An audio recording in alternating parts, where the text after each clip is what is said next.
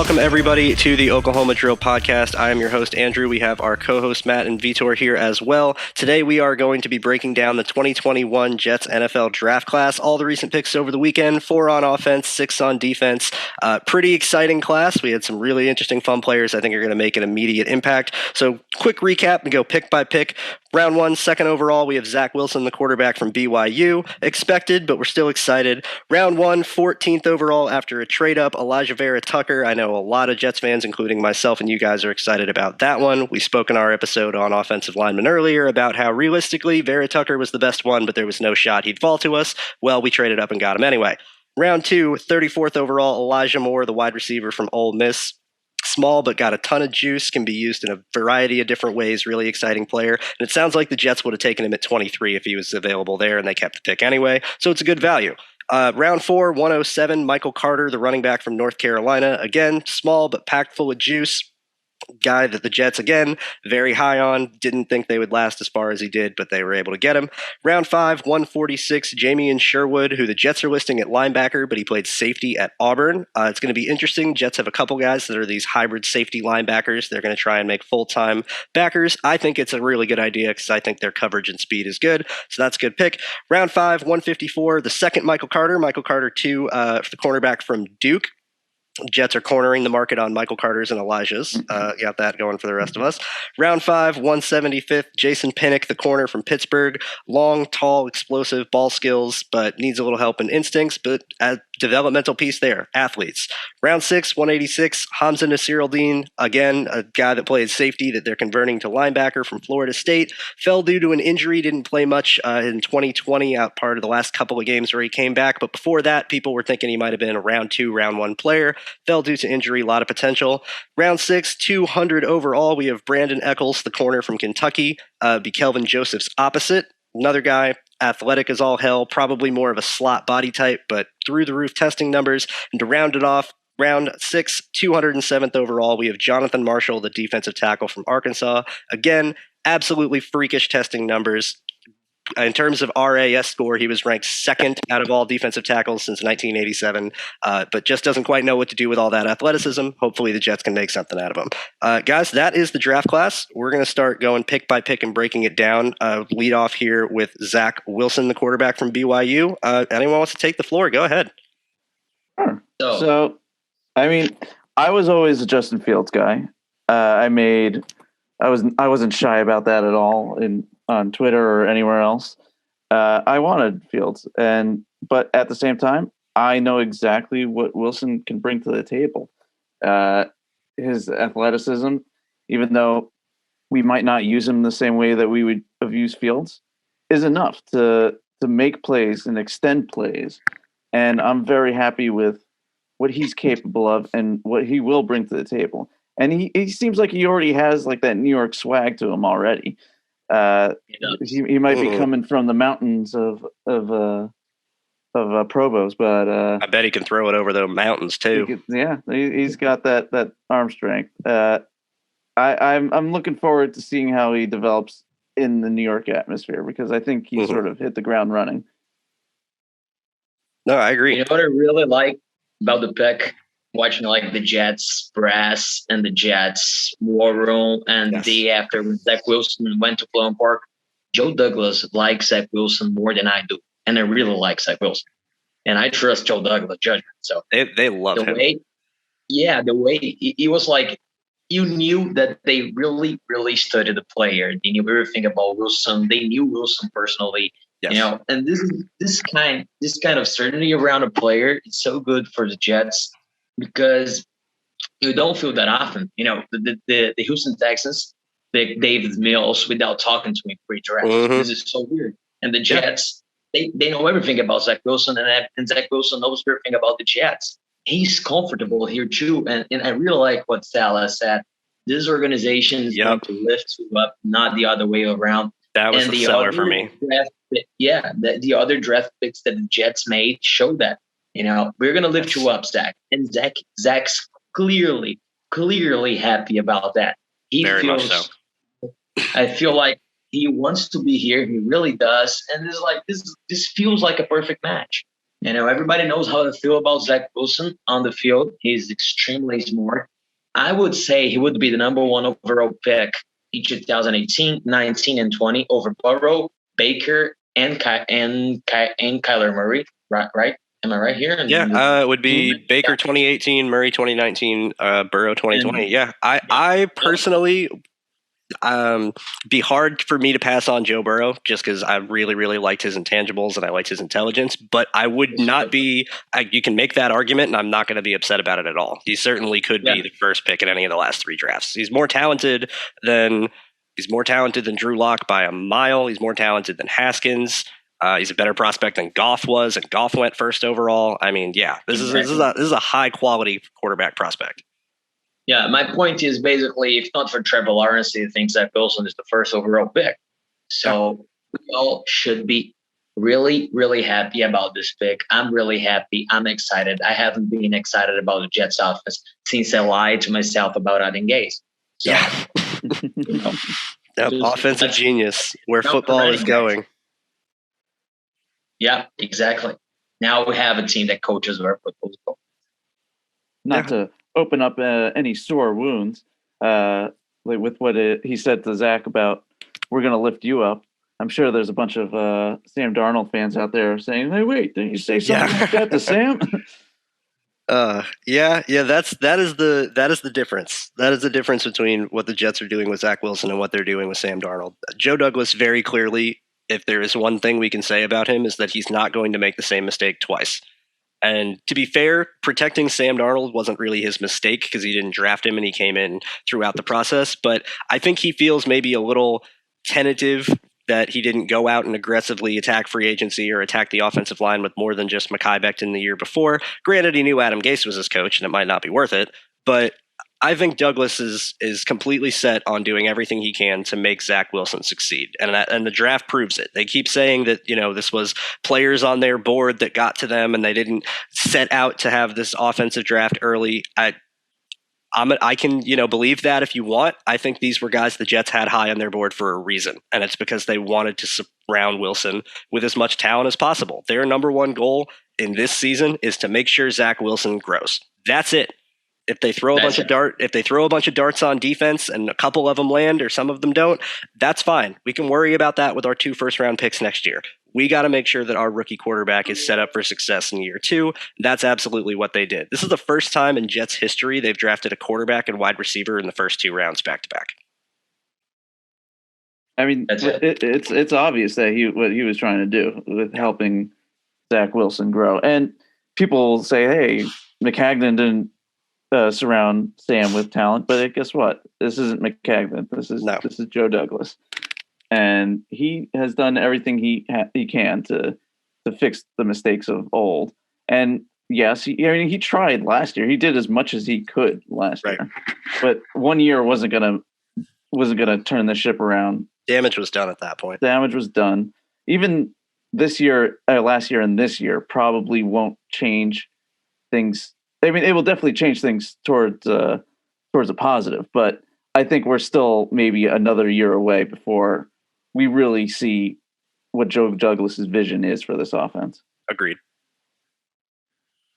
Speaking of visions for the offense, winning in the trenches doesn't hurt, and making a big trade up to get Elijah Vera-Tucker at 14. I'm going to go ahead and say it. I'm going to turn it to Matt in a second, but I'm going to give you the leading off point. Anyone that is upset about this trade up, don't be, because we've been begging to protect our quarterback for years, and we got the best interior offensive lineman in the class, which was a major position in need. Everyone and their grandma wanted AVT for 3 months, and now we got him, and people are complaining. I don't get it. Yeah, I don't either. It makes no sense to me. But I mean, I see where they're coming from, and it's from a very narrow-minded point of view that, he's just a guard. You don't trade up for guards. So is Zach Martin. Yeah, but here's the thing. He's also just not just a guard. Yeah. He's an offensive lineman. Because when it comes to depth at offensive tackle, we don't really have much, if anything. We got Adoga. All right. Not great. I don't think I would trust him. If, let's say, Becton or Fant goes down, I would actually feel more comfortable moving Vera-Tucker outside than I would using any of our backup tackles. And he's just an offensive lineman all around. And he'll fit in no matter what we need him to do. I think he'll be that fluid and that good. And anybody that wants to knock this trade, like saying, "Oh, no, we can't do this for a guard," the nicest way I can say it is they can go kick rocks, because this is a smart move. We got the guy we wanted. The other option was maybe Tevin Jenkins, but then rumors or reports of injuries and other things came out, and that sort of tanked his stock a little bit. So at that point, it's like we need to get our guy, right? Yeah. We don't want to let the draft dictate what we do. We want to dictate what we want to do, Absolutely. And that's what Joe Douglas did. He didn't hold any punches. He went for the guy he wanted. Yeah, and he was a top 10 player for them. Yeah, absolutely. He said it himself. This was a top 10 player on their board. And I doubt he was a top 10 player for just us. I'm sure he was a top 10 player for a lot of teams. Absolutely. He would not have made it to 23. Let's make that very, very clear that there's no way in hell he makes it to 23. In fact, if the Vikings don't trade, the reason the Vikings traded back is because they were going to take Justin Fields if he fell. And then Justin Fields went to the Bears at 11. Shout out to the Chicago Bears for keeping him out of New England. Bear down. But he went to the Bears at 11, and the Vikings were going to take Vera-Tucker. The Jets just gave them an offer that they liked and let the Jets come up and take him. They thought they could get their tackle later, and they did with Darisaw. They needed a tackle. They didn't need a guard. The Jets needed a guard. And Vera-Tucker is, if you're taking any player in this entire draft class to play guard in this system, and it's not Rashawn Slater, it's Elijah Vera-Tucker, and you can probably make the argument that it's Elijah Vera-Tucker, period. So if you're going to get your guy that's a scheme fit, that is going to protect the quarterback you just drafted second overall, and then here's the point I want to make. We gave up 66 and 86. You know who the Jets would have taken at 66? Michael Carter. Yeah, that's what I was going to say. They got him anyway. It's not like Joe Douglas gave up way too much for Tucker. It's 66 and 86. And you got a fourth rounder back. Right. You got Elijah Moore, the guy that you wanted at 34. You got Michael Carter, the guy that you wanted at 107. What did the Jets miss? Probably a couple picks that one of these picks would stick on the roster. I think we would have traded back or traded up. The Jets were not picking they were not utilizing every pick. They have this draft ammo to move up. No, they still made 10 picks. Yeah, they still made 10 picks, but they used it to move up and got a pick back because Douglas is all about value. That's what he is. Yep. But the Jets, by trading Sam Darnold, Jamal Adams, and Larry Williams, they positioned themselves to trade up the way they did to Elijah Vera-Tucker. Top 10 player, scheme feet, A+ character. What else do you want? You got your quarterback's bodyguard. Mm-hmm. He checks every box. I have no concerns that Elijah Vera-Tucker is going to come in and be nothing less than probably a Pro Bowler. Exactly. Like if he's average, it's a disappointment. I would be disappointed if he was average. Yeah, I'm expecting Pro Bowls. Yeah, I would. One of the best left sides of any offensive line in the league with him and Becton. And they're just going to make each other better too. Oh, absolutely. Absolutely. This is something when, again, going back to you traded up for a guard, your offensive line is only as good as its worst member. And having Becton is great. What about the 4 other spots? And specifically, what about the guards? And even more so, what about the teams in our division that just drafted pass rushers like the Bills and the Dolphins? Greg Rousseau gets his sacks from the interior. We need someone on the inside that can block. Jalen Phillips is going to be a nightmare to deal with twice a year if he stays healthy. We need people who can block. We got one. I agree. Yep, we're good on the on the left side. Yeah. I mean, so a lot of people think that to win the draft, you need to have as many picks as possible. But no, you just got to get the guys that you think fit your team the best and that you think can help you win games. And I think we did that with AVT. Yeah. And we did it again with the next pick with Elijah Moore. Move on to, this is probably, in all seriousness, the more I've thought about it, my favorite pick of the whole draft. And we said multiple times leading up in podcasts that we did it. I mentioned it in our draft show that we did last week when we were talking about Tylan Wallace. The Jets didn't have their Deebo Samuel. They needed a guy who could play the the reverses, who could do the orbit motions. They need someone, as Vitor, you put out in your article that came out today on Jets X Factor, that it needs to be threatening to work. That it's not just doing a motion. It's that the person running the motion has to be a threat to take it and actually do something with it to influence linebackers, to influence teammates. That's Elijah Moore. And on top of that, he brings the deep speed that we needed. I mean, he fits every piece that we needed in this receiving core. We got all of it in Elijah Moore in one player. And this is a guy that's going to come in. He's going to work with Zach Wilson. He's a master at getting open and creating separation, quarterback's best friend, a guy that did it against top competition in the SEC. Yes, he had Lane Kiffin scheming him plays, but Elijah Moore still has to catch the ball. He still has to run the route the right way. You know, once the pads come on and once the ball was snapped, scheme only goes so far. This dude was tearing everybody up. And Lane Kiffin scheme plays up for him for a reason, right? Absolutely. He was good. Right. He deserved to. Right. He schemed plays up for him because that was their player. I mean, not many slot receivers are teams' number one targets. And Elijah Moore has been that for 2 years in the SEC. And he's done nothing but succeed. And then you look at guys like A.J. Brown and the reaction that he had when Elijah Moore gets drafted and how overwhelmed and excited he was for this guy that he only spent 1 year with. That's the type of person we're getting. That's the impact on a team that we're getting with this guy. The Jets loved him for a reason. We talked about it before. Joe Douglas grew up in Baltimore. In Baltimore, they have a system called Red Stars. A Red Star is a player that you absolutely love, that you're pounding the table for. It can be a first rounder, mid rounder, anything. But these are guys you put a Red Star by their name because they fit you and they are some of your favorites. Elijah Moore was a Red Star for the Jets. And they got him at 34. They didn't expect to. Now you give your quarterback that you just drafted protection, you give him a playmaker, you add a functional piece to the offense and an important piece to the offense. It's going to make the whole offense better. It's going to help the running game. It's going to help the passing game. It's going to help the pass rushers because if defensive ends are screaming off the ball, they're going to get hit with a reverse or they're going to get hit with a counter, and they're not going to be able to be coming full speed charging because they got to be passive to make sure they know what's going on in the run fit. I can't speak enough good things about Elijah Moore. I can't say enough good things about this pick. I think he's the missing piece to this offense that they really, really, really needed, and now they got him. I feel like Moore is an A+ pick because he fills the need of the X Factor guy, of the motion guy that freezes the defense, helps running game. He's a complete receiver, and 100%. I never understood like everyone was pumping up Kadarius Toney. I thought Moore was better than Toney, right? Me too. Of all the slot guys, Elijah Moore was my favorite. Absolutely. He's a much more complete wide receiver. He runs every route. He beats you deep. He beats you short. Helps in intermediate passing game. He's fast. He's quick. He's elusive. His only weakness is his size. So why not, right? Yeah. No. Reggie Wayne compared him to Santana Moss. Yeah, who is a fantastic player. Yeah. Probably, I don't know, the last great. Santonio Holmes was as explosive as Santana, maybe, but kind of player Santana's toughness, not over the middle. That's another thing with Elijah Moore is that he's small, but he'll go over the middle, catch balls in traffic. He runs through the football. I mean, he may be small, but it doesn't stop him from playing like he isn't.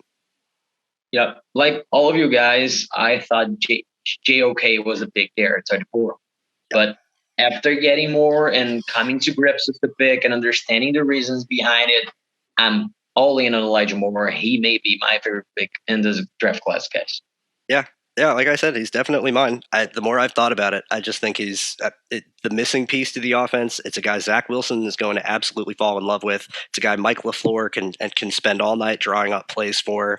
And he's an A+ person from everything that I've seen. The people that have been around this guy rave about him. And that stands for something, especially with the culture the Jets want to bring. Again, this is another draft filled with team captains, filled with guys, and there's no one with character issues. Joe Douglas doesn't do that. He doesn't waste time with that. If you don't love football, Joe Douglas doesn't care. That's it. And Elijah Moore loves this game. And he's a warrior. He fits that mold that we were talking about pre-draft, that we want these guys that are tough as nails, that will just grind it out. And he definitely fits that bill. He's reliable. He doesn't drop anything. And he's good in contested catches too. So you see his strength up and down the field everywhere he goes. Now, my biggest thing when we went into this pick, I was thinking, all right, I have three choices here that I really want to look at. All three people that I had first round grades on. So we had Tevin Jenkins, we had JOK, and we had Moore. All three of these guys I thought were great fits for us at that point. Better values than 34, that's for sure. That's for sure. But we did get AVT, and then there was injury concerns about Jenkins. So I was like, all right, I'll take him out of the running. So that leaves JOK and Moore. Now, I thought I'll fully admit I think Moore is the perfect fit for our team and our offense. But I was also thinking, well, we can get something close, right? For later on. This is still an extremely deep wide receiver class. Absolutely. And there's no shortage of amazing slot guys or guys that can do a variety of different things just like Moore. They might not be as reliable, or they might have knocks against them that definitely push them down, of course. But it wouldn't have been unheard of to find somebody similar to Moore later on. But meanwhile, I don't think that we could find anybody as similar to JOK. Yeah. What he brings to the table is so special and so needed too. Right. Like we'll get into this a little bit later, but JD ends up taking two guys to maybe fill the one spot that he could have filled himself. Right. Yeah, I mean, it's a conversation. No one was a bigger JOK fan pre-draft than myself, and I was just like you, was admittedly banging the table to take him at 34 because I couldn't believe that he fell that far. He was my 12th overall player, staring me at the face at 34. I wouldn't have been. I very, very much would have been happy with JOK at 34. We found out today that the reason he fell is that there was a heart condition that was not able to get checked again at the combine that was flagged. And another point with the Jets and Joe Douglas is that Joe Douglas doesn't like injuries, just like he doesn't like character concerns. The injured players that they have taken have been talented players that have fallen because of their injuries, and not injured players up high that still expect to go high, but they're injured. The Jets wouldn't have drafted Jalen Phillips because of his injuries. Not up high, at least. They didn't. The only player they drafted this year that didn't start every game in 2020 was Nasirildeen, and he fell because of his injuries. So it's certainly, when you look at it that way, that's why they certainly probably weren't interested in Tevin Jenkins. They also already had their offensive lineman, and if they don't want to bet on injuries and they're worried, Elijah Moore, no injury concerns, played 2 straight years, no problems, came out of the draft clean. And I think that was the deciding factor, is that they very, very clearly value health, especially this year. And if JOK was even slightly concerned of a heart condition or health or anything at that point, they're going, well, we have Elijah Moore graded just as highly and he's healthy. So I would have taken JOK, gun to my head. If I had to pick between the two and I was in that spot at that time, I would have taken JOK. But as I've thought about it, as more things have come out, as I've been able to see the rest of the class and see where other players have gone, I'm all on board with Elijah Moore. Where would you say his Joe's cutoff would be for taking injured players? When did we take Zuniga? Was that 3rd or 4th round last year? Zuniga was the 3rd, but we also had absolutely nobody at defensive end. True. And so I think that was kind of like we're taking this guy because his testing numbers are really good and we need a body. Yeah, and Huff ended up outplaying him. Yeah, he did.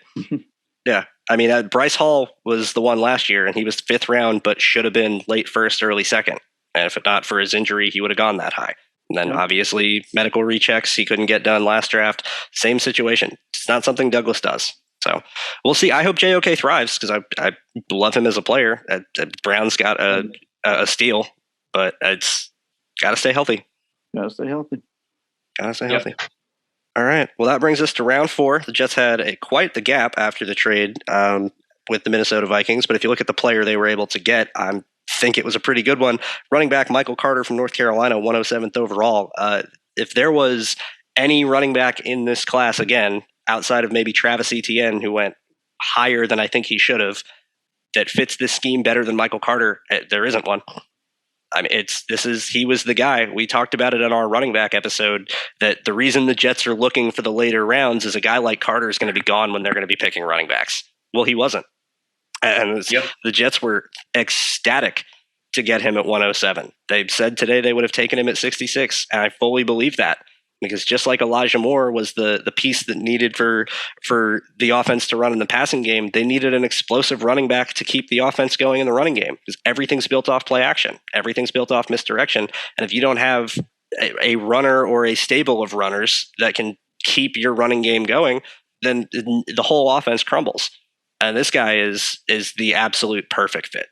Absolute perfect fit. I know no one was expecting the Jets to take a running back this highly, I guess. We were all expecting later in the 5th round, but you're getting Michael Carter at 107. That's a steal.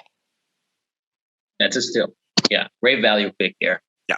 You know, I'm on the crowd of running backs don't matter, but they do matter in the 4th round. They do matter in the 4th round, and if they're Michael Carter, that feature scheme. Yeah. The guy is the great scheme feed. He ran zones like North Carolina had a lot of zone schemes, but he also ran gap schemes where they had pulling guards. Yep, he did both. Didn't matter. Michael Carter, he could read some pulls. Yep. He has great vision. You know, this is the skill set of Michael Carter that I like the most, his vision. And he has it alongside his speed, his explosiveness. He's a great one cutback. And what caught my eye watching his tape, I usually tell my running backs, follow the offensive lineman butt, and Michael Carter does that to perfection. He cuts off lineman's butt all the time, and he gets extra yards. Cuts inside, has the second gear speed. I know he ran 4.5, but he's faster than that, I'm sure. Oh, yeah. And I really, really, really like the pick. I was talking to Andrew. I believe that Carter is going to play like 50% of the snaps in this offense, and the other 50% will be like divided between Perrine, Ty Johnson, and Tevin Coleman. I feel like this is going to be the running backfield approach for the Jets. Yep. I really, really like Carter's selection. Great value. Once again, it's all about the quarterbacks, all about the offense, all about Zach Wilson having a great and smooth year run. Yeah. No, I completely agree. Now, if we're talking about running back value, would you say Carter is better value in the 4th than Kylan Hill in the 6th? Because I had a 3rd round. I asked that myself. As the resident Kylan Hill stan of the podcast, I still think it is. And I love Kylan Hill, but the scheme fit of Michael Carter is I'm going to bump that around for me. Because as good as Kylan Hill was, and he does fit the scheme, Michael Carter fits it perfectly. Michael Carter fits the scheme. You couldn't ask for a better player to run in this offense than Michael Carter. Yep. And I think that really, really stands for something. And this is also something, this is just personally for me, it's always been something I've loved and wished teams would look into more. When you have a small, or I shouldn't say small because Carter's 200 pounds, but when you have a shorter running back behind hulking offensive linemen, it's a nightmare to defend because the linebackers can't see the ball. And that, I think, is where Carter is going to be so great, especially in the zone scheme where it's all about finding the crease when you're reading C gap, B gap, A gap, and you're waiting for your cutback. If the linebackers can't see you through all the trash, you're going to be able to go wherever you want. You're going to be able to make whatever cut you want. Yeah, it's very similar to that. It's Phillip Lindsay. Same thing when I would talk about Javian Hawkins. It's you get these giant offensive linemen that just block out the sun and let some tiny little running back cut behind them. Also, they can fit through smaller holes. They don't need when you have Najee Harris, a great player. I love Najee, but he's 6'2", 230. He's not going to be able to fit through the same creases that a 5'8", 200-pound Michael Carter can. Well, the advantages with Harris is that he makes his own holes. Yeah, this is true. As if one's not there, he'll just drag people. But exactly. It's a good discussion. And Kylan Hill in the 6th round, steal, 100% steal. I think Aaron Jones is not long for this world, even though he just got an extension. I think the Packers are loading up to move on for some pieces. But Michael Carter at 107 to me is the pick because I thought he was a top 75 player easy. Oh, yeah. He was my 4th running back easily. Yeah. If someone took him in the 2nd round, I wouldn't have been surprised. No, I had him as with a 2nd round grade. So. Yeah. Oh, yeah. Yeah. This could be a foundational offensive draft for the Jets. That's exactly what I think. That's exactly what this could be your offensive foundation at quarterback, offensive line, running back, and receiver for the next handful of years. That you got your star quarterback, hopefully. You got another piece on the offensive line that could, I legitimately think, is the potential to be one of the 5 best guards in the NFL. I think he's that good, that talented. And an all-star wide receiver, just because you may play in the slot doesn't mean that you can't be a number one. I don't care. If you're drawing that much attention, you're a number 1 receiver. That can be Elijah Moore. And here's your starting running back for the next 4 years until you let him walk because you're not going to pay him. This is foundational. That's the word that just keeps hitting my brain, is that this is the foundation of the Jets offense under Robert Saleh. Not to go too far into fantasy football, but who do you think has a better year one fantasy-wise, Carter or Moore? Carter. Ooh. Yeah, I was going to say that's tough, but I think it's going to be Carter. I think so too. You touch the ball more. Yeah. Yeah. I feel like he goes right to the top of the class when it comes to starring in this platoon of running backs. Meanwhile, Moore might have to fight through a Crowder or Cole or whoever's still there by week 1. Yeah, I think they're going to scheme Elijah Moore touches a lot more early. I do think that this means Jamison Crowder is gone after this year, but I think this year is not going to be as much Elijah Moore as the number 1 option, but Michael Carter is going to be the number 1 running back. No, absolutely. That's it.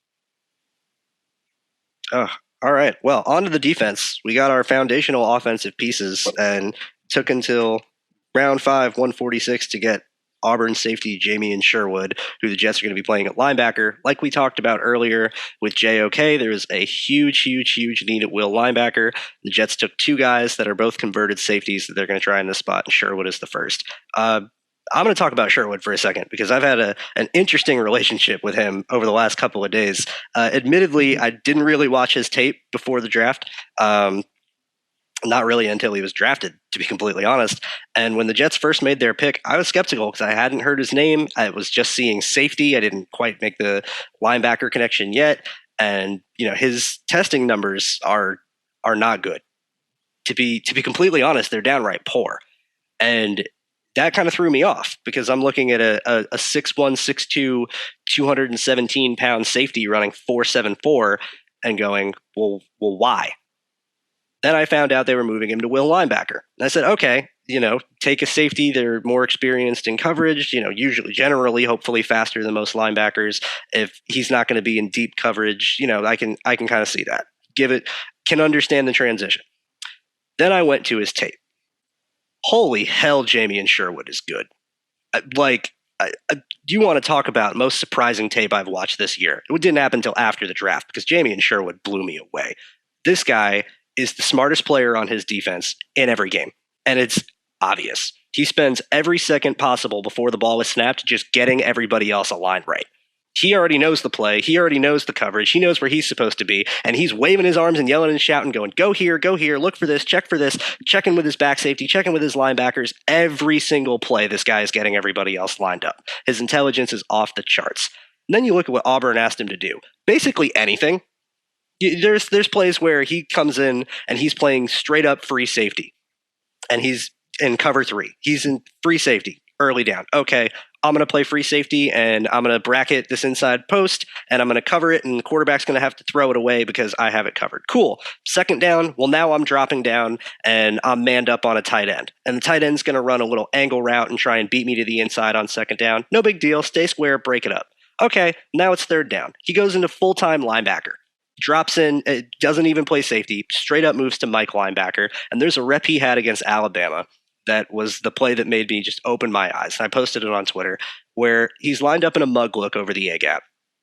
And Alabama's in a bunch to the left. And their number 2 receiver runs a slice route, which is not a post, but it's similar, where it's a streak and you're running straight, but you're running horizontally across the field and vertically. So you're slicing the field in half, which is why they call it a slice route. And Sherwood, who's on the line of scrimmage, remind that he's mugged on the line of scrimmage in the A-gap, starts there mugging and drops into Tampa 2 and has to carry the slice route vertical, basically as if he's running a deep third, and blankets him. And completely and totally blankets him going backwards. He knows he has safety help. The other safety in Tampa 2 doesn't have anyone going to his left, so he's able to pick up inside. He takes the receiver over the top. Sherwood knows he has leverage over the top and he has help, so he cuts inside leverage, brackets the receiver. There's nowhere for the ball to go. Incomplete pass. 4.74? How? Ain't no way he is 4.74 if he is mugging from an A-gap and dropping into Tampa 2 against Alabama and doing it well.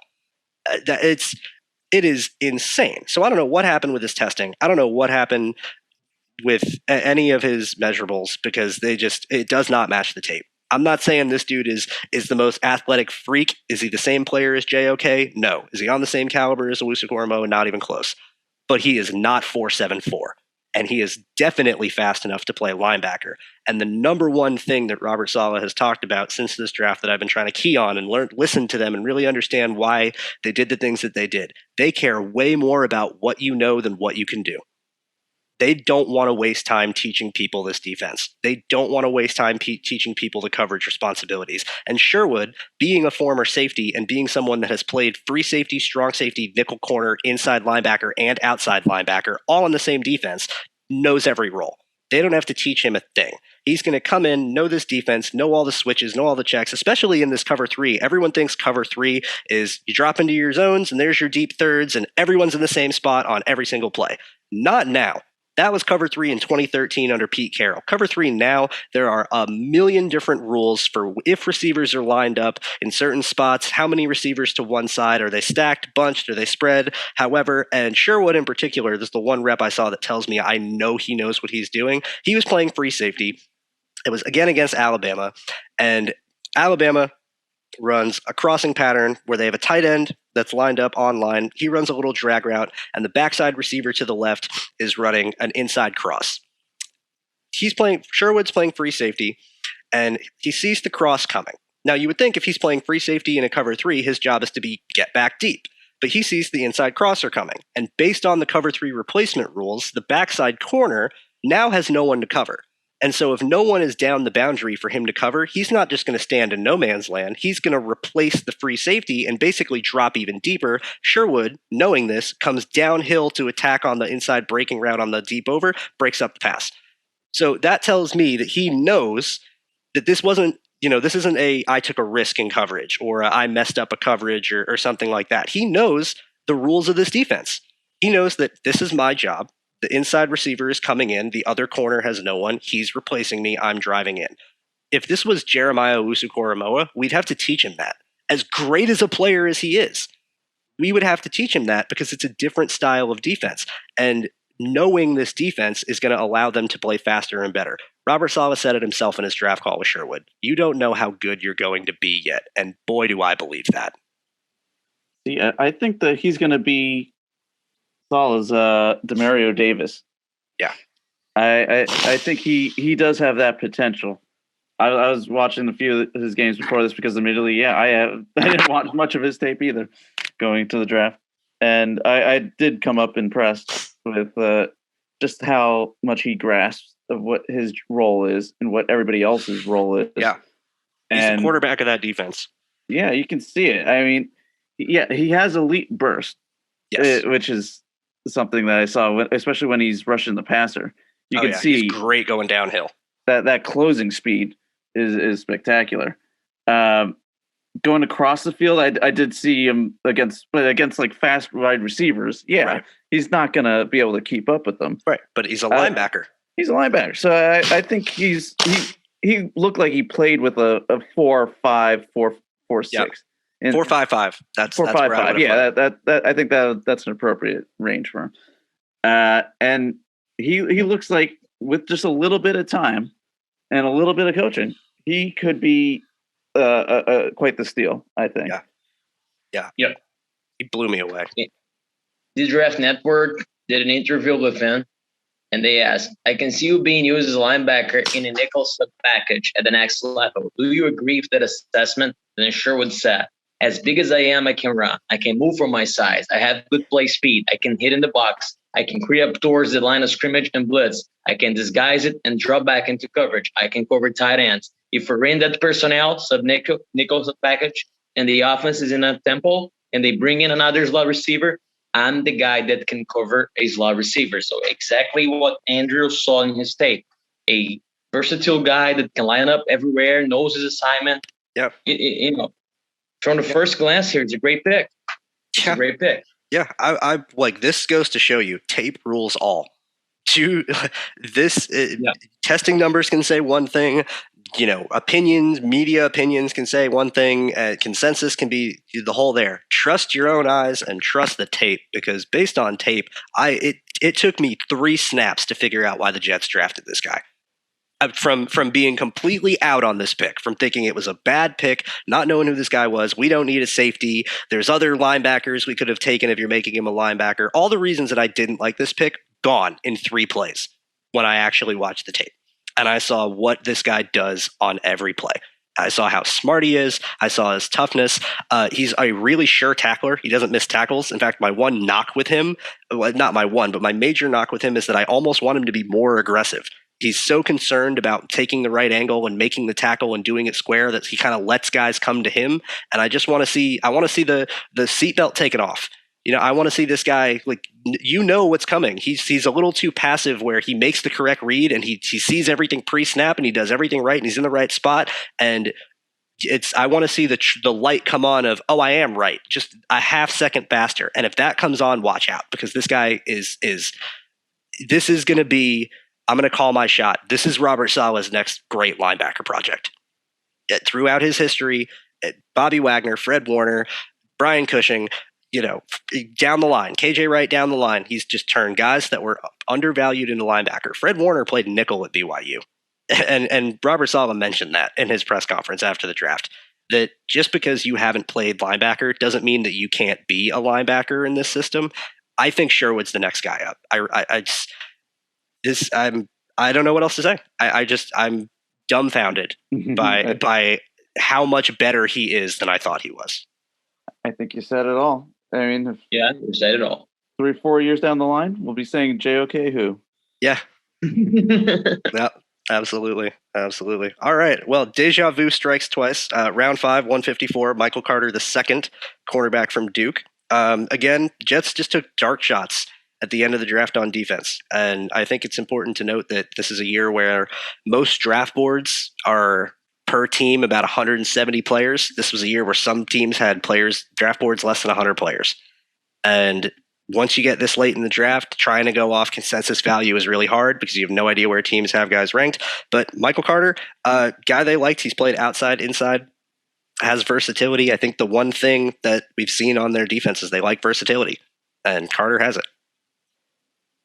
Yeah, and he's not Revis's nephew. No, Charles Davis. He is not. He's not. He's definitely got versatility, and I like his speed. I like what he brings to the table. But yeah, he's another developmental guy. Do you see him maybe sort of competing with Guidry for that slot corner? I think it's possible. I feel like that's what's going to happen right now. If the Jets don't bring back Brian Poles, an open competition between Guidry and Michael Carter. Has to be. I think Poole's gone. I really do. Yeah, I don't think Poole's coming back. And you have Joyner too, who can also. Yeah. Yeah, but Joyner was really, really, really bad close to the line of scrimmage with the Raiders. Yes. The Joyner signing makes me think that the Jets may use Ashton Davis closer to the line here as a nickelback. He played that play in college. He's athletic enough to do it again. With the talent that we have, we may see Saleh rotate everything and utilize versatility that these group possesses, right? So absolutely. I think that's the future of our defense. I think Joyner's May's backup. I think he's going to, have his role, but I think he's best as a deep third safety. He's best when he's off the line and can be back and kind of play deep coverage. So I think that's what Marcus May does best. So I think Marcus May is and him are going to be handling those roles. And I think the Jets defense is just going to be multiple and versatile. And they're not going to worry so much about what position is designated, because some plays Ashton Davis is going to be your nickel. Well, some plays he'll be free safety. Some plays he'll be strong safety. Some days he'll come in and he'll play linebacker. And the same goes for Sherwood, and the same goes for the guy we're going to talk about in a couple picks, Nasir Ali, where it's just the Jets are basically going to have 4 down linemen and 7 converted safeties, and everyone's going to be rotating around, buzzing, dropping, blitzing, and it's going to be a madhouse. It's just going to be a bunch of rangy, athletic guys who can run and hit all over the field. Yeah. But now, the way you counter that is power football. This is true. You got all these guys that are 215, 220 running around. Yeah, they're fast, but now just man them up and run over them. Yeah, that's the cyclical nature of the game. Is that when people get smaller, you get bigger, and then when people get bigger, you get bigger, and then they're too big for you, so you get faster, and then they get smaller again, and it's the back and forth. I think the good thing with our defense in particular is that our defensive line is big enough to stop damn near anybody. And even if there's going to be times when that size, the lack of size rather, gets the better of us, God forbid we ever have to play the Ravens, it's not going to be fun. But I think for a week-to-week basis, I think the Jets just want their front four to cause as much frickin' destruction off the ball as humanly possible and let everybody else behind it clean it up. Yeah, I'm just worried that this is just too much pressure on them. And in the end, it could end up like 2020 for the 49ers. See what happened when they had to dig into their depth along their front four. This is true. That's when their secondary sort of got exposed.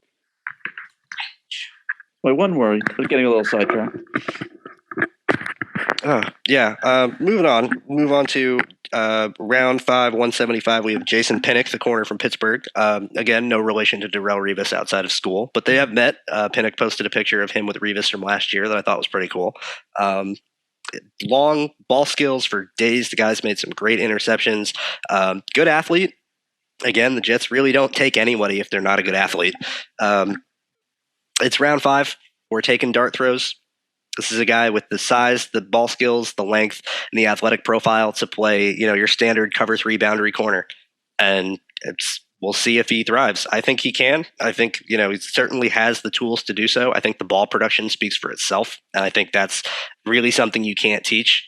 As a guy you can teach a guy to be better in coverage, but when the ball's in the air and it's a dogfight, the guys that get interceptions and get pass breakups, that carries. And that's what he did. So we'll see if he can develop. I'd love to know what you guys think. I personally haven't gotten to his film yet. He's the one I haven't. Him and Eccles are the 2 I haven't gotten to yet, but I would love to know what you guys think. So we were just talking about the front four and how they're going to cause havoc. And if they do, that's going to create all these opportunities for our secondary. So you want a ball hawk. You want a guy that plays the ball in the air the way that Pinnock does. Agreed. And even if he's not completely where he needs to be, I think that he can carve himself out a little role and thrive in it with if our front four does their job. I think so as well. I feel like, as Andrew said, we're throwing darts here, but if we're throwing darts on a cornerback, it better be a cornerback that is a ball hawker, right? Yep. That can feed our scheme, play the boundary corner in cover 3. We talked about it in our mock draft special when I was talking about Asante Samuel Jr. Yep, I was thinking of that. He's the guy that you take because he's a ball hawker. He's a ball hawker. We just hope the coaching staff will be able to develop the guy. But the truth is, the Jets have a huge need opposing Bryce Hall. That's the truth. Bless on Austin, God forbid, cannot start for another year. And as good as Pinnock may be under Saleh, the Jets still need to address the cornerback position. Oh, absolutely. Maybe Richard Sherman comes here. I don't know. Yeah, I'd be on. Steven Nelson would have already been in the building for me. Yeah, he's a good player. I feel like there's something weird because the Jets haven't really shown interest in the guy. I don't know what's going on. Yeah, I mean, with him, I think it's all about price. Yeah, that's He knows he's good. He's going to wait for the right situation and the right price. Yeah. Yeah, I think Joe Douglas is perfectly fine with the defense not being good this year. I mean, it may not like. I think it'll be solid. I don't think it's going to be horrible. Like I don't think our defense is going to be a complete and total disaster. Far from it. But if our defense is top 15, maybe like 18, I don't think the people are going to be sitting there going, "Oh no, the sky is falling," because I think that's what next year's for. I think this year is about getting the offense, getting the offense sustainable. Get the offense to the point where you know it at the very least is going to be average, which is not something the Jets have been able to say for years. Yeah. Get your offense to a point where you know it is going to be serviceable, where you know it is going to be functional, where your defense isn't put in all of these hard positions because your offense is doing better. I think there's other ways to help a defense other than just signing players to a defense. And I think all of it's going to come together where if the Jets offense is playing better, and I think they're going to want to play a little ball control and not be, pound people with the run game, plays off play action. They're not going to want to, they're not trying to be the Chiefs. They're not trying to score in 4 plays. They want to wear you out for 4 quarters. And that's going to help the defense just as much as it's going to help, anybody else. So I don't think they're worried as much. I think they know this is going to take time. They know this is a rebuild. This team had the 2nd overall pick last year. And I know teams can make quick turnarounds. The Niners went from picking 2nd to being in the Super Bowl a year later. That's a different situation. That is not comparable. Even though Robert Saleh was there, that is not comparable. The Niners are picking 2nd because they were destroyed by injuries. Jimmy G got hurt and their season got derailed. They weren't picking 2nd because they were bad. The Jets were legitimately awful. And it's going to take time to get better. And I think they're looking at it as, let's get our offense going this year so that next year after we've added pieces to help the defense and Zach Wilson takes the sophomore jump, now we got a team. Yep. And I also feel like Joe Douglas trusts Saleh to coach up average talent, right? Agreed. He trusts Saleh to coach up average talent, and he knows that this defense, this unit, won't be the worst in the league if he hands out Saleh at least something, but not everything that he needs to be great. Right. The offense needs that talent. Exactly. Even more so about Zach Wilson, you need to surround Zach Wilson with talent. Defense, you need to surround Saleh with assets, and he will build from what he has. Yeah, I agree. I completely agree. Moving on to giving Saleh pieces to work with. Round 6, 186, Hamza Nasir-Eldin, former safety, now linebacker from Florida State. This is a guy people are expecting to be the starting Will as a 6th-round pick, which is a lot of expectations. I hope he meets them. The Sherwoods kind of got the love bug on me, so I'm kind of quietly rooting for him to win that job. But Hamza's a great player. And this is a guy who fell because of an injury. He got hurt in his last year, came back for the last 2 games of 2020, played pretty well, having not played before then. But it's an injury you're hoping that he can come back from and permanently come back from to where he'll be healthy enough to start right away. But good in coverage, big, 6'4", about 220, certainly got the size to move down to linebacker. Florida State produces ball hawks in spades. I don't know what it is about them, but any DB that comes out of Florida State, I swear, just gets interceptions and plays in the ball. So he's got that going for him. I think his transition might be a little harder than Sherwood's because I think he's played more. He's been a safety, and he's come down into the box and he's played underneath, but not in the same way that Sherwood has, where Sherwood's like full blown mugging and A gaps. And Hamza isn't quite that type of player. He can be. I think he absolutely can be. And I think with development under the coaching staff that we had, he's going to get better. I don't know if I'm the type that's going to sit here and say he's our starting Will right now, but he's going to be one of the guys competing for the job. And he is a hell of a lot more talented than the 186th pick in the draft. Right now, I just see him as a sub-package guy. I probably would go with Sherwood over him as maybe a full-time starter. I see a lot to like in his game, but then there's a lot that sort of troubles me that you can see that he needs to work on. Where Sherwood is more polished and he just needs more confidence in himself. Yes. Hamza maybe needs to rein it in a little bit. Maybe he needs more guidance. I see a lot of over-aggression in his game. Mm-hmm. Sometimes he just runs himself out of position or. And then sometimes he is unsure of himself. He's a little all over the place. Yeah, indecisive. But you can see it when he's on. He makes some great plays. He's got a knack for knocking the ball out of ball carriers' hands. Another guy with great ball skills. He's a playmaker, and I'm sure that's what JD saw as well, and he sees the potential in his game. Yeah, I agree. So, would you guys say is that Hamza is more of a developmental guy, and Sherwood is a guy that can play right away? If you guys had to pick and choose. Between the two of them, yeah, I would put it that way. It'd be kind of close. I think they both need development.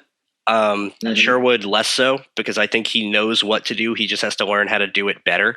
And I think Hamza, you're teaching him a little more of what to do. It's another, I think I said this on our last show, but I'll say it again because it's one of those coaching phrases that just will never leave my brain. Bad instincts just take you to the wrong place faster. And that's where he needs to kind of clean up, is there's times where he's in coverage and basing the coverage and the roles of his teammates, which is comparing to Sherwood. I think where Sherwood just shines so much is that he knows his role. He knows how his role affects his teammates' roles, and he knows what he has to do to adjust to make everything work.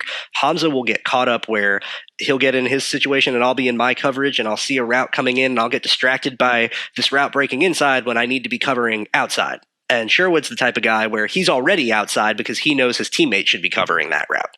And I think you could say that way. If I had to bet money right now, if I had to put, $100 down on who the Jets' starting will linebacker is going to be, I actually think it's going to be Jared Davis.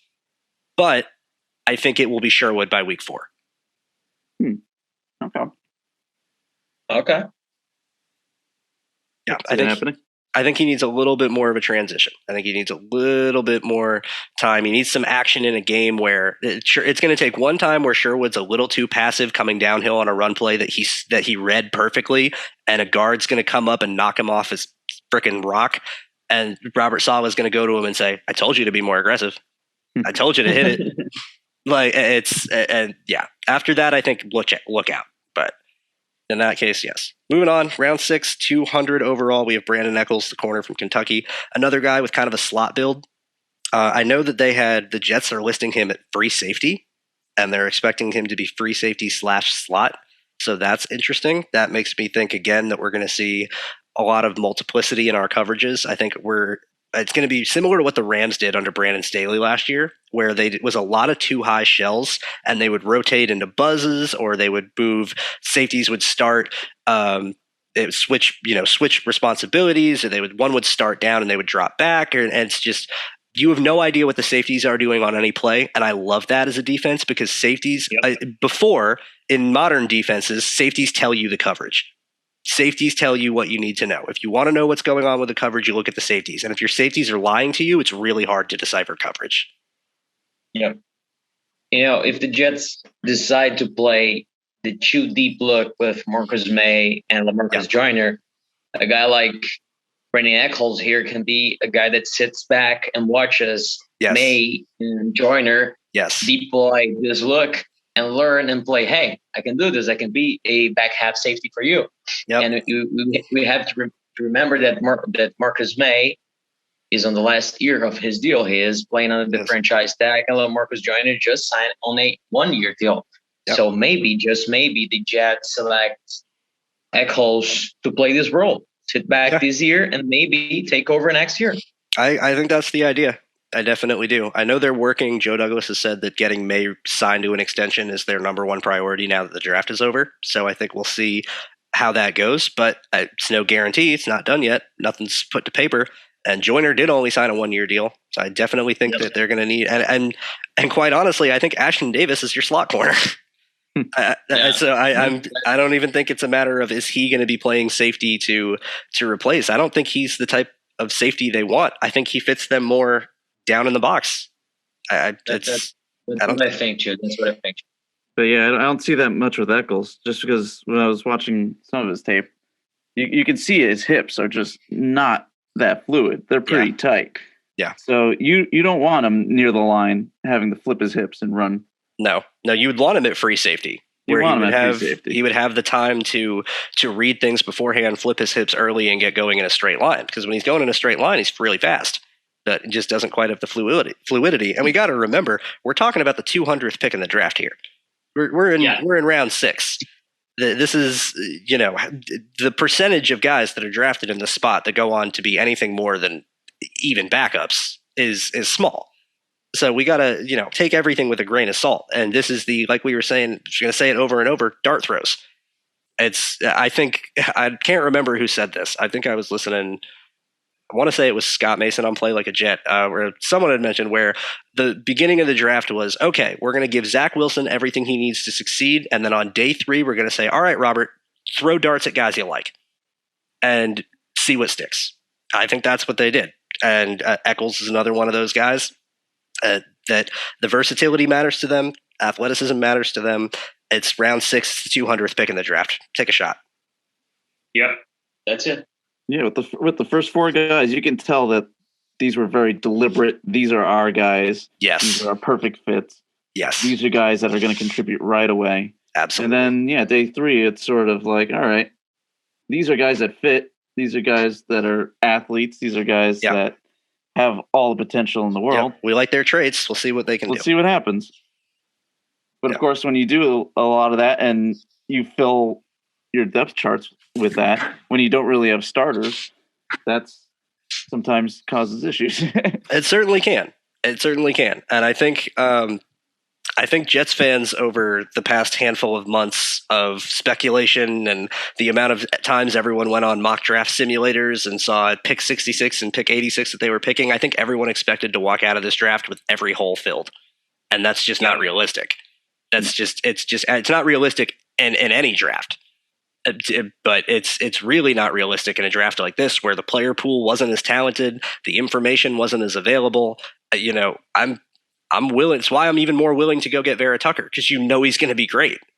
I don't know that the 86th pick in the draft is going to be a good player. I know that Vera-Tucker is. And of all the first 4 picks that they made, I have the most questions about Zach Wilson.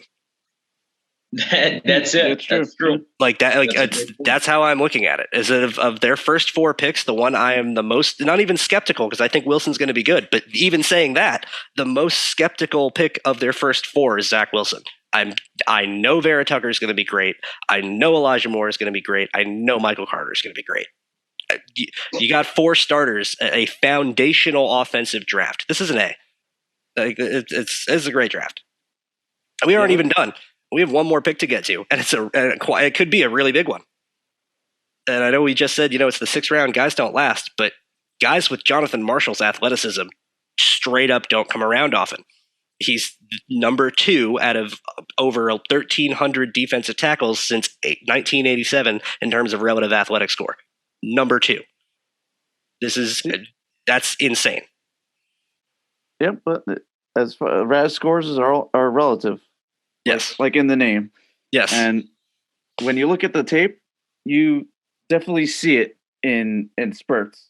Oh, yeah. You see that athleticism. You see that burst.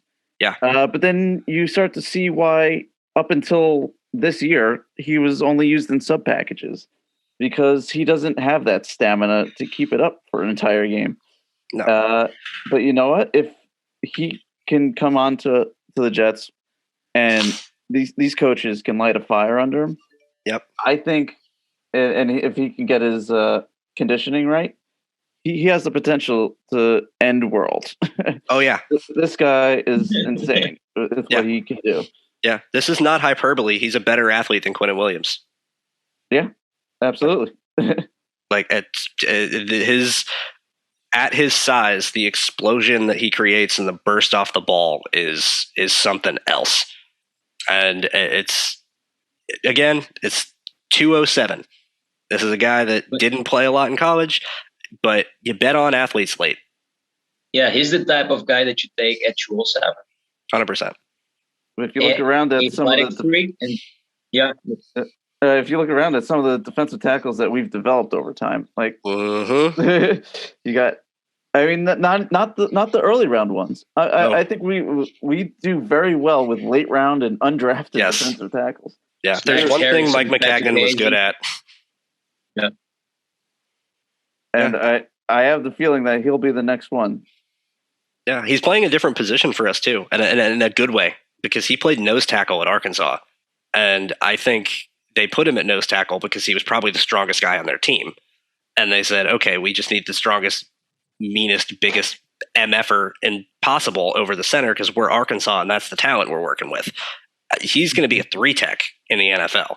He's going to be a penetrator in the NFL. And, I heard Saleh talking about him yesterday, his draft conference, which I think it's really important for every fan to go and listen to the GM and the coach speak on these players, what they liked about him, why they decided to draft him. So it gives you a view into their thinking, and you can watch these players through a different lens when you know what they were looking for. And when you look at it from that way, and you look at it with Marshall, the dude is a literal athletic unicorn that wasn't used properly in college. So maybe if we use him properly, he'll be even better. And the Jets are going to send waves and waves of defensive linemen after people like it's the White Walkers in Game of Thrones. It's just going to be an onslaught. And this is another guy to join that onslaught. That is the defense they want to run.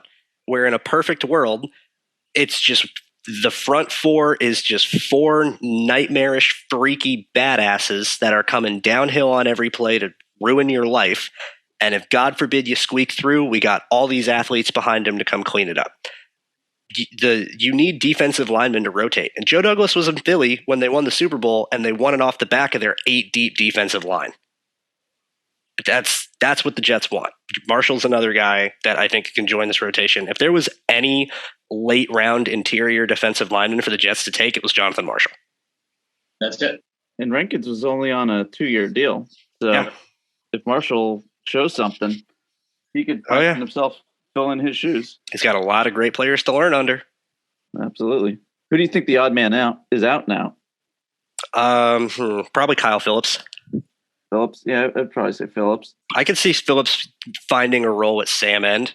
I wouldn't be completely surprised because they really don't have any Sams. We mentioned that leading up through the draft over and over is how they don't really have a Sam End, but maybe they're not going to need one.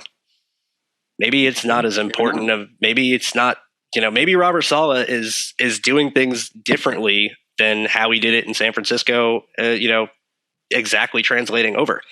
Maybe he doesn't feel like he wants the same type of Sam End on the other side. Maybe he just wants another guy that can get off the ball. Maybe he just wants another lighter guy. Maybe that's where Bryce Huff comes in, and they just want 2, weak side defensive ends that are just going to get upfield. It's possible. We'll have to see, but it's not set in stone yet. And I think with the Jets defense on top of that, I don't think anything is set in stone, because I think this is going to be a situation where everyone wants to say, this is your will linebacker, this is your Mike, this is your slot corner, this is your free safety. I don't think it's going to matter. I think it's going to matter much more on what the situation is surrounding that defense to matter. I think, like you were saying, Matt, with Hamza, where he could be a sub player, I think if it's 3rd and long, you're not keeping CJ Mosley on the field. No. You're subbing him out, and maybe you have Sherwood and Hamza as your inside linebackers and a deep nickel, and that's their role.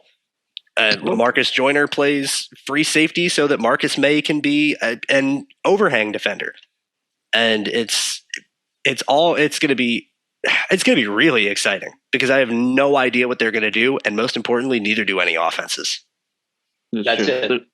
They're so fluid that you can do so many different things. You can do whatever you want. It's going to be fun to watch this team. Yeah, absolutely. How about grades? Should we do? That was going to be my next thing. Yeah, I was going to say let's go into grades. Matt, lead it off. I'm thinking B+. I mean, we got everybody that we could ever want in the first 4 rounds, and I think that we have talent now that we could build around. And that's all what this draft was about. Everything else after that, crapshoot. We'll see what happens with them. But for those first 4 picks, I would give that an A+. And then everything after that, sort of maybe a B-. So averages out. An average would be a B+. Yeah. Vitor, what you think? I'll give it an A because I feel like there's a vision behind every pick, and there is a philosophy behind why the Jets made every pick, and I haven't sensed that forever with the Jets. Agreed. And I'll give an A because of that, right? I know they basically just threw darts on defensive players in day 3, but there was a reason they did that. So they threw targeted darts. It wasn't blind dart throws. Yeah, that's true. No, not at all. Yeah, I'm going to echo what Vitor said. I'm going to give it an A. And I think first and foremost, because this is a foundational offensive draft, and you get 4 starters in a draft, in any draft, that's a good draft. I think the Jets got 4 starters with their first 4 picks, like unquestioned. And there could be more down the line. Sherwood really, really, really is what makes this class an A for me, because like Vitor was saying, there's a plan and a role and an idea with every pick that was made.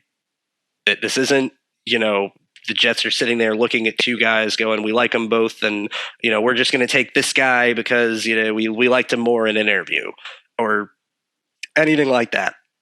There's a plan, there's a deliberate plan, there's a reason. You can understand and see every pick they made and why. And he said, like Vitor said, the Jets haven't been able to do that for a long time. So I'm going to give it an A. They addressed, and this is the point I want to make. It's the point I thought of the other day.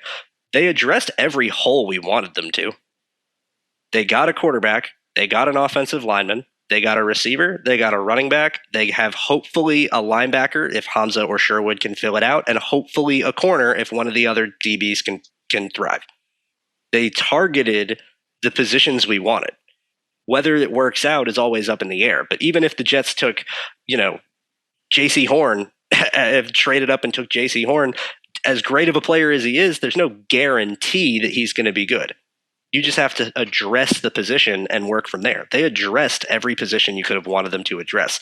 And for anyone worried about tight end, they signed Kenny Yeboah as an undrafted free agent. I love that. Which I'm gonna include as like the 7th round pick of this draft class. Because this is a guy that I think all 3 of us would have been comfortable taking at 107. Yeah, I had a 4th round grade on him. Yeah. Were there any reports on why he fell that far? I haven't seen any. I haven't seen any either. I haven't seen any. I was very impressed with his tape. Yeah. He's got slightly above average long speed, so he can attack the seams. And he's strong at the catch point too. He's got the size and strength. You can line him up all over the place as well. Yeah, I can't wait to see what he does. Oh yeah, no, I like I said, they hit everywhere you could have asked them to hit, and they got 4 players on offense that I think are going to be the foundation of the Jets' offense for the next 5 years. That's an A draft. That's an A draft. All right, I'll change mine to A-. Okay, we'll live with it. We'll live with it. This would be a fun way to end. Guys, favorite pick. If you had to pick one pick out of the whole class, what was your favorite? We'll let Vitor start. I'll have to go with Zach Wilson.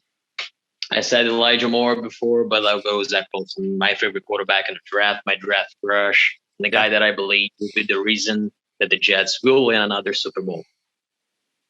Okay. I'm going to go with Vera-Tucker. He's a foundational pick at a foundational position. Him and Becton, I can see them being the tandem for the ages. Yeah. Well, that's perfect because I'm going Elijah Moore. So there's our first 3 picks that we get rounded out. I knew the Jets needed another piece in their receiving core. We all did. I really, really was worried about who was going to play the Deebo Samuel role because it's such an important role in that offense. And I think as time has gone on, we're seeing the Jets are going to be more San Francisco than Green Bay. I think we might have been a little wrong because everything that they're saying sounds San Francisco. But he's going to run your motions. He's going to run your jet sweeps. He's going to run your reverses. I love those little flare screens where it starts as an orbit motion and then you throw it to the guy when he's already got a running start and blockers ahead of him. And Elijah Moore is perfect at being the guy that catches that and turns and runs and breaks 1 tackle, and then it's a 40-yard game. Or you'll let him line up outside and he'll run a double move and be open deep. we would go back to our mock draft special where I said, let's take Tylan Wallace and let's take Tamari and Terry. Well, Elijah Moore is both of them. He does both of what they do in one package. And minus the size of Terry. Minus the size of Terry, yes. But I mean, Elijah Moore can make contested catches. It's not like he is impervious of going up and getting the ball. So but the reason I liked Terry so much was his deep speed, was because I felt like he could run by anybody. And Elijah Moore is 4.35. 4.35 is going to get you a lot of places. So I think this has been a great draft. I think I really do. I really do. I think it's been a great draft. I think so as well. Yeah, guys, any closing shots? Let's see. I'm already looking ahead to 2022. Oh yeah, that could be a fun, quick way to end. Any one 2022 prospect you guys like? Olave. Olave, yeah, good one. I was going to say Olave. You stole my idea. We might be able to do some luxury picks next year, depending on how things shake out this year. Olave, depending on where we're picking, he could be a great addition to this offense. What a 4-deep wide receiver core: Corey Davis, Chris Olave, Denzel Mims, Elijah Moore. Guard that. Yeah. 4 verts every play. I'm gonna go Kayvon Thibodeau from Oregon, the defensive end, aka Thanos, because that dude is not from planet Earth. He is just not from planet Earth. As a guy for us? Well, I mean, he's going to go way too high, I think. I think Kayvon Thibodeau is... I hope we're nowhere near... Yes, I hope we can't take Kayvon Thibodeau because he's already gone. Agreed. But God forbid, holy cow. Ooh. I mean, this is... That dude is freaky beyond freaky. This is like... I'm trying to think of a good comp for him off the top of my head. And like the only one that is hitting me is Javon Curse. Do you remember Javon Curse? Yeah. Like early in the 2000s on the Titans? Yeah. That's Kayvon Thibodeau. I was thinking of a comp in nature. I was going to say a pyroclastic flow from a volcano. Yeah, that's a good one. That's a good one. Kayvon Thibodeau pro comp, category 5 hurricane. All right, Vitor, 2022 prospect. Ventrell Miller, Florida, great linebacker, can sure tackler, who would be a good asset. Sorry, Matt. Sorry, Andrew. I said I like him. I like him too. And I'm thinking about C.J. Mosley saying goodbye. Maybe Ventrell Miller can get his spot. Yeah, the Jets are going to need a mic. Eventually, they're going to need a mic.